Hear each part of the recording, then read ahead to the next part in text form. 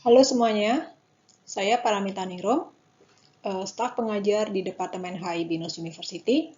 Saya akan berbagi tentang profil riset saya yang harapannya bisa bermanfaat bagi rekan-rekan yang tertarik dengan isu yang sedang saya kerjakan dan juga harapannya kita bisa bekerja sama untuk mengerjakan topik tersebut secara bersama.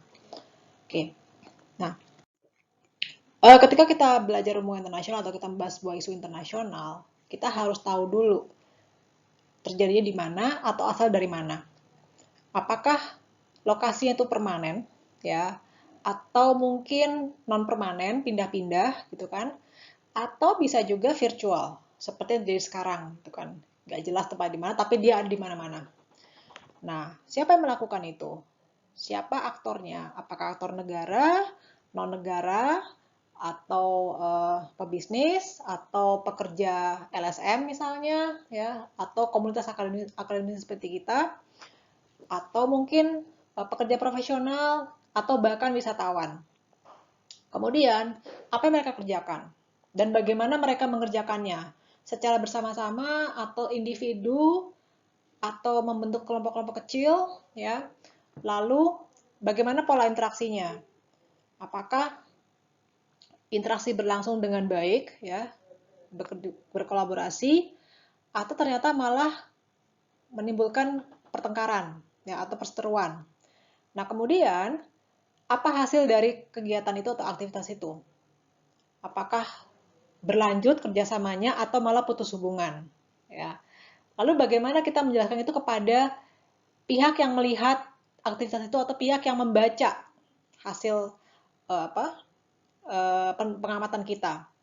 Karena itu dibutuhkan juga teori-teori atau kerangka pemikiran yang bisa menjelaskan kenapa interaksi itu berlangsung, ya, berlanjut atau tidak berlanjut, dan hasilnya demikian. Apa yang melatar belakang itu sehingga pemahaman sejarah juga diperlukan di sini. Oke. Nah, kemudian tentang lokasi geografis yang sering menjadi amatan saya ketika melakukan riset itu adalah kawasan Eropa, yaitu kawasan Uni Eropa dan beberapa negara anggota Uni Eropa, seperti misalnya yang ada di kawasan Eropa Timur, karena di sini saya melihat bahwa kawasan itu adalah kawasan yang sedang berkembang, ya, dan mereka punya potensi yang bisa dimanfaatkan oleh negara lain, termasuk Indonesia dan Asia Tenggara.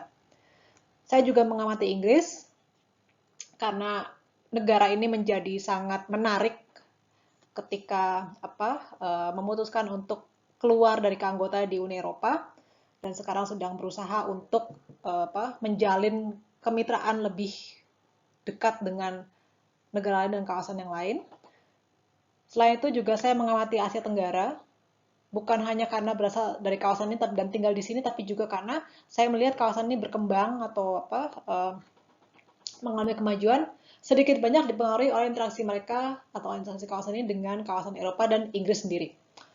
Lalu saya melihat Taiwan, ya, selain karena saya pernah sekolah di sana, juga karena saya melihat bagaimana posisi Taiwan ini sebagai satu entitas politik yang unik dalam konteks hubungan internasional, dilihat dari keberadaannya dan juga interaksinya dengan negara dan kawasan lain.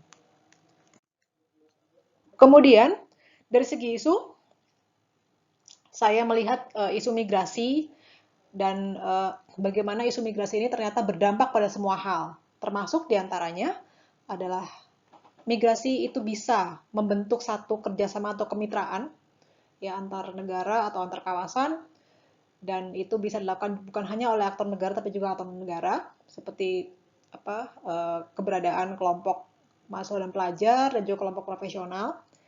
Dan migrasi itu juga ternyata bisa membawa dampak negatif seperti kerusakan lingkungan, ya, dan itu merupakan salah satu isu yang penting sekarang, di mana Indonesia juga menjadi salah satu negara yang menjadi fokus pembicaraan dalam isu lingkungan hidup, terutama untuk isu climate change dan deforestation.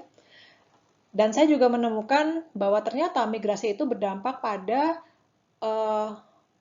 perkembangan sosial budaya di sebuah kawasan atau sebuah tempat, ya, termasuk diantaranya di dalam aspek makanan dan minuman yang dikonsumsi oleh masyarakat yang tinggal di kawasan tersebut. Dan Bukan hanya ketika makanan minuman disajikan, tapi juga dari cara menyajikannya, cara membuatnya, dan juga bahan baku yang didapat atau dibutuhkan. Oke, dan itu semua terangkum dalam terminologi gastrodiplomasi yang sekarang sedang digalakan oleh banyak negara baik di Eropa maupun di Asia. Ini adalah publikasi yang sudah saya hasilkan ya, dan topiknya itu beragam tapi masih terkait dengan tema-tema atau topik yang saya sampaikan di slide sebelumnya. Lalu ini adalah proyek yang sedang saya kerjakan bersama dengan beberapa rekan. Jadi yang pertama itu adalah tentang digital ekonomi. Dan di sini saya dengan beberapa rekan yang mengajar mata kuliah Eropa atau yang bekerja dalam isu kajian Eropa atau kawasan Eropa, kami melihat bagaimana digital ekonomi ini ditempatkan atau dikerjakan dalam konteks hubungan Uni Eropa Indonesia. Kemudian, saya dan beberapa rekan dari Departemen HI BINUS juga terlibat di sebuah proyek besar dan kami bekerja sama dengan rekan-rekan akademisi dari beberapa universitas di Eropa dan kami bersama-sama mengamati dan melihat bagaimana Uni Eropa sedang berupaya untuk menciptakan global governance untuk menghadapi isu-isu terkini di dalam konteks global, seperti misalnya isu perdagangan regional, isu lingkungan hidup, dan isu-isu lainnya. Ya. Oke. Nah, jika ingin tahu lebih banyak tentang